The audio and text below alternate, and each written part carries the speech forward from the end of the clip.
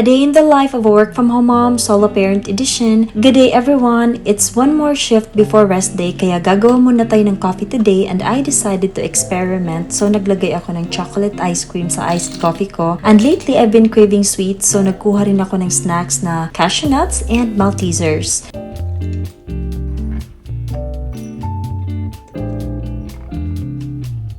Masarap rin naman pala nalagyan ng chocolate ice cream. It tastes like coffee mocha and I like that it's day off na later kaya ganado ako magtrabaho dahil usually kapag ganitong araw, hindi rin talaga marami ang ginagawa ko. Kaya I just turned the music on to keep me company hanggang sa magdamag. Cookie invaded my room again at sarap na sarap pa talaga ang tulog niya na nakahilata pa at ganyan talaga ang gusto niya, yung may kutsyon at aircon pagkahayahay sa Disney Princess sa bahay. I took a nap right after, then when I woke up, lunchtime na so I just prepared our lunch which is a baked pompano. I just prepared some onions, ginger and spring onions and then cut the fish para mas madali siyang maluto.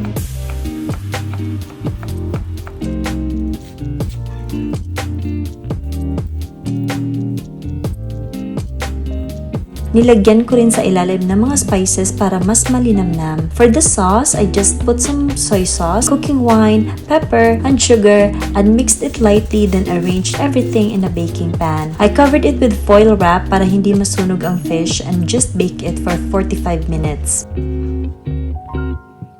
I just plated our lunch and pinipare na rin ang pansit na sobra kagabi. Masarap nga rin itong pompano na i-bake at saka i-fry at medyo may kamahalan na nga lang ito pero okay lang dahil kasya naman ito sa aming dalawa ni Jeff. We had a great meal at naghugas lang ako ng plato pagkatapos habang naghaharutan silang dalawa at gisamukan ako. Kaya sinabi ko mag-walking kayo sa labas para makapaglinis ako ng maayos sa bahay.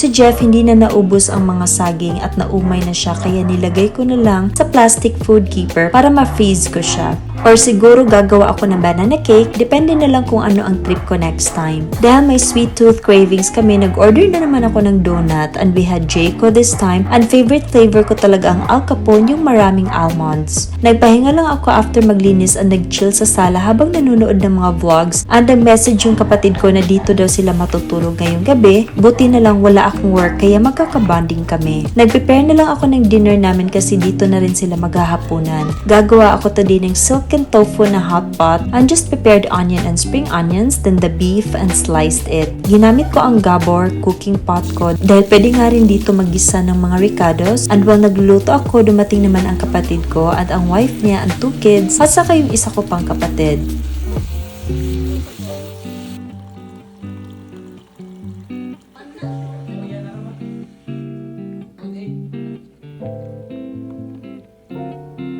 Dahil hindi yan kasya ay nagluto na rin ako ng Hungarian sausage at nagdala rin pala ang kuya ko ng liempo kaya marami na rin kaming pagkain. First time ko mag-try ng silken tofu na para siyang taho but it complements perfectly sa hot pot and I just added enoki mushrooms and egg as well.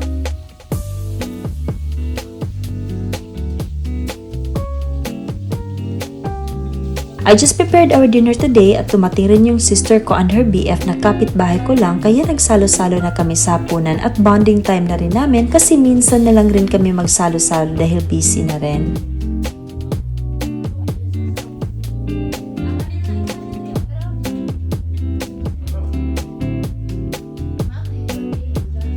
After dinner ay umorder na naman ako ng donut. Hay nako, grabe talaga ang sweet cravings ko lately and we just shared it at nag-movie marathon lang kami at nanood ng 2 horror movies na ginawa naming katatawanan. Kasi mga kalug rin talaga itong mga kapatid ko. It was an amazing night bonding with my siblings and thank you so much for watching. Bye!